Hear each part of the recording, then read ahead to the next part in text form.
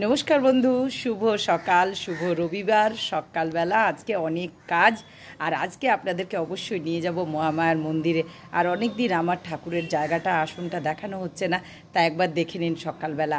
আর অবশ্যই ভিডিওগুলো দেখবেন, লাইক করবেন, কমেন্ট শেয়ার করবেন। আর আমি বড় ব্লগও দেব, আপনারা দেখবেন অবশ্যই। আর পাশে থাকার অনুরোধ রইল, অবশ্যই আমার পাশে থাকবেন, আমাকে সাহায্য করবেন এগিয়ে নিয়ে যেতে। আর আপনাদের কেমন ভিডিও ভালো লাগে যদি আমাকে জানাতেন, তাহলে আমার খুবই ভালো লাগতো। তাহলে একবার আমার ঘরে যে মহামায়া আছেন, যিনি আমার যে ঠাকুর দেবতা আছেন, একবার দর্শন করে নিন তাদের।